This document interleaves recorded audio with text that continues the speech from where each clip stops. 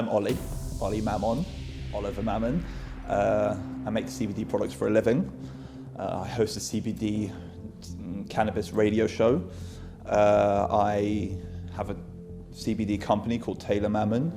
And yeah, I've been involved in the space for probably 5 years, 6 years, making products for a little bit longer than that. So 7 years old, I was diagnosed with Tourette syndrome, which was strange 25 years ago, because mental health is massive now, in all forms of mental health, in all forms of mental learning difficulties, and they're all very hot topics of conversation now. 25 years ago they existed, but they were a little bit more swept under the carpet. So 25 years ago I was diagnosed with Tourette syndrome. I don't know if you know about it, but it's like a combination of like many different things. You have your obsessive compulsive disorder, you have ADHD, which is like attention deficit disorder, and then you also have like some form of physical or verbal spasm. Verbal spasming could be like word fixation, so like, when a word of the moment or a word kind of tends to be repeated more often than not in conversation. So I have this urge to twitch, or I have this urge to check the stove 17,000 times before I leave the house and check the front door 15,000 times. If not, you know what, maybe I might die. Do you know what I mean? It's ridiculous, but I get these urges inside of me that if I don't do something, everything will go wrong. And I really found, especially CBD, and this is honest, this is like honest truth, I start my morning every morning with about 80 to 120 milligrams of CBD. I take a full plant extract, I take it in my coffee every single morning, sometimes twice. And I found that really helps me. It helps with my urges, that urge to freak out, that urge to call up the alarm company to make sure that I've set the alarm at home, that urge to call up someone to make sure that I didn't offend them in the last conversation I had. Just all of these random little mind games, the urge for my mind to fuck with me, it's those urges which disappear. A lot of people have this demonization of cannabis where they view it all as a singular. So if they have one bad experience, they know it's not right for them. But it's not the case, because they've just smoked one of 10,000 different phenotypes, 10,000 different types of genetic, which has given them a different effect. And they need to, focus on what their issues are and then match that up to a strain, as opposed to just buying anything on the street. Do you think that the public opinion's changing towards cannabis then? Very much so, but very slowly.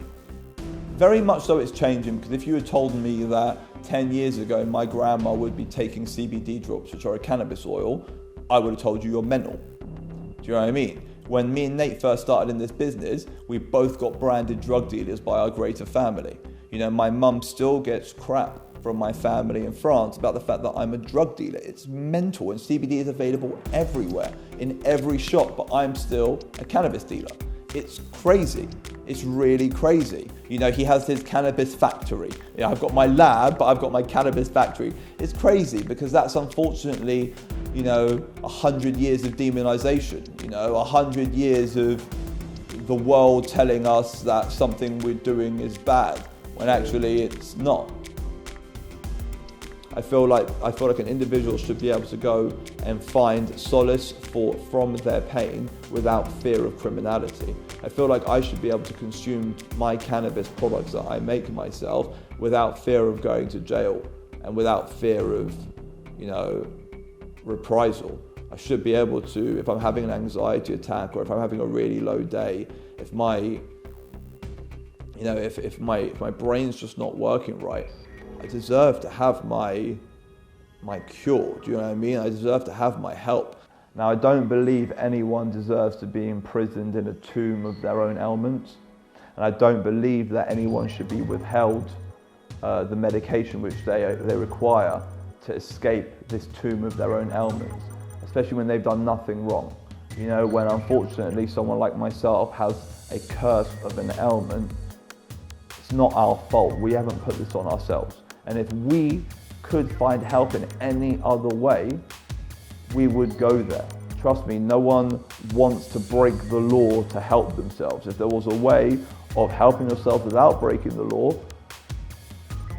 we would all take it. Every single one of us cannabis users would take the other way out. We're not recreational users, we're medicinal users. And I would say to the government, I would say, like, we all deserve our right to sanity, and we all deserve our right to happiness in every aspect of life.